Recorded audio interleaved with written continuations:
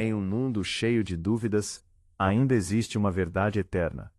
Histórias que atravessam gerações, mensagens que transformam vidas. Este é o coração de Abraão. Um lugar onde a fé ganha voz, e a palavra se torna viva diante dos seus olhos. Prepare-se para mergulhar nas histórias que moldaram o mundo e podem transformar o seu destino. A queda do homem. Ela estendeu a mão. Os dedos tocaram a casca do fruto. E no instante em que mordeu, no exato instante, algo dentro dela mudou para sempre. Não foi a sabedoria que chegou primeiro. Foi a vergonha. Uma vergonha que a humanidade carrega até hoje. Para entender o peso do que aconteceu, você precisa entender o que existia antes. Havia um jardim. Um lugar onde Deus caminhava com o homem no frescor da tarde. Onde não existia dor, nem morte, nem separação. Adão e Eva viviam em perfeita comunhão com o Criador. Até que uma conversa mudou o destino de toda a raça humana. Deus havia plantado o jardim do Éden e colocado o homem ali para cuidar dele e guardá-lo. Havia árvores de todo tipo, belas e frutíferas, e no meio do jardim duas se destacavam: a árvore da vida e a árvore do conhecimento do bem e do mal. Deus foi claro com Adão. De toda a árvore do jardim ele poderia comer livremente. Havia uma única exceção, uma única fronteira. Da árvore do conhecimento do bem e do mal, ele não deveria comer, porque no dia em que comesse, certamente morreria. Era uma instrução simples. Em meio a uma abundância que não tinha fim, havia apenas um não. E esse não era uma armadilha. Era proteção. Era o limite que separava a vida plena da destruição. Adão e Eva viviam nus e sem vergonha alguma. Não precisavam se esconder. Não tinham nada a temer. A comunhão com Deus era completa, natural, cotidiana. Então a serpente apareceu. E ela não chegou com força bruta. Ela chegou com uma pergunta. É verdade que Deus disse que vocês não podem comer de nenhuma árvore do jardim? Repare na estratégia. Ela não negou Deus. Não disse que ele não existia.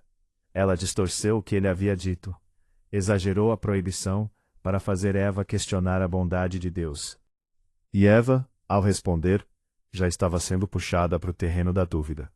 Ela corrigiu a serpente, explicou que a proibição era apenas de uma árvore, mas a semente já havia sido plantada. A serpente foi além. Com uma mistura calculada de meia-verdade e mentira completa, disse: Vocês não morrerão de forma alguma. Deus sabe que quando comerem, seus olhos se abrirão, e vocês serão como Deus, conhecendo o bem e o mal. Essa é a mentira mais antiga do universo. A ideia de que obedecer a Deus é uma limitação. De que existe algo além da vontade de Deus, que vai te tornar mais completo, mais livre, mais sábio. De que Ele está escondendo algo de você. De que a fronteira que Ele colocou é egoísmo, não amor. Eva olhou para a árvore. E o que seus olhos viram naquele momento não era mais a mesma árvore de antes. Agora ela parecia boa para comer, agradável aos olhos, desejável para tornar alguém sábio. 3 camadas de tentação sobrepostas: o físico, o estético e o intelectual. Todas convergindo para um único ponto, a mão estendida em direção ao fruto. Ela pegou, comeu, e deu ao marido que estava com ela. Adão comeu sem hesitar, sem questionar, sem interceder. Ele estava ali, viu tudo, e ficou em silêncio. Imediatamente os olhos dos dois se abriram, mas não da forma que a serpente prometeu. Eles não se tornaram como Deus.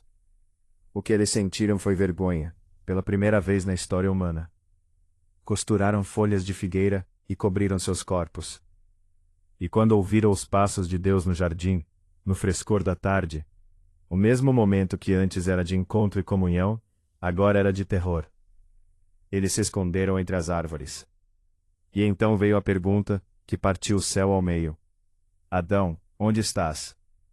Deus não perguntou porque havia perdido o homem de vista. Perguntou porque estava dando ao homem a oportunidade de se apresentar, de vir à luz, de confessar. Mas Adão respondeu com medo. Disse que havia se escondido porque estava nu. Deus perguntou: quem havia lhe dito que estava nu? e se havia comido da árvore proibida. E ali começou algo que marca a humanidade até hoje: a cadeia da culpa. Adão culpou Eva. Eva culpou a serpente. Ninguém assumiu. Ninguém se levantou. A primeira reação humana diante do pecado foi o esconderijo e a transferência de responsabilidade. Deus julgou cada um. A serpente foi amaldiçoada acima de todos os animais, condenada a rastejar e comer pó. Eva teria dor no parto e haveria tensão no relacionamento com o marido. Adão, que havia ouvido a voz da mulher acima da voz de Deus, veria a terra produzir espinhos e cardos, e teria que arrancar o sustento com o suor do rosto, até voltar ao pó de onde havia sido tirado. Mas no meio do julgamento, Deus pronunciou algo que poucos percebem como que realmente é: a primeira promessa do Evangelho. Falando para a serpente, ele disse: porém inimizade entre ti e a mulher, entre a tua descendência e o seu descendente. Ele te ferirá a cabeça, e tu lhe ferirás o calcanhar. Ali, ainda no jardim, ainda com o cheiro do pecado no ar, Deus anunciou que um dia, um descendente da mulher esmagaria a cabeça da serpente. Uma promessa feita no pior momento da história humana, apontando para o melhor momento, que ainda estava por vir. E então Deus fez algo que nenhum juiz humano faria. Ele mesmo, com suas próprias mãos, fez túnicas de pele para vestir Adão e Eva. Um animal morreu. Sangue foi derramado, para que a vergonha do homem fosse coberta. Era uma sombra, um prenúncio, uma imagem do que aconteceria 2000 anos depois, em uma colina chamada Calvário. Resultado: Adão e Eva foram expulsos do Éden.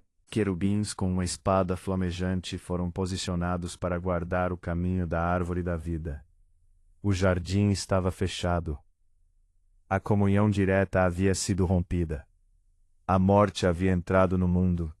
Não apenas a morte física, mas a morte espiritual. A separação de Deus que passou a todos os homens. O paraíso perdido não era apenas um lugar. Era um estado de relacionamento que o pecado havia destruído. A queda do homem não é apenas o relato de um erro cometido num jardim há milhares de anos. É o retrato mais preciso da condição humana que já foi escrito. Toda a estrutura do pecado está ali.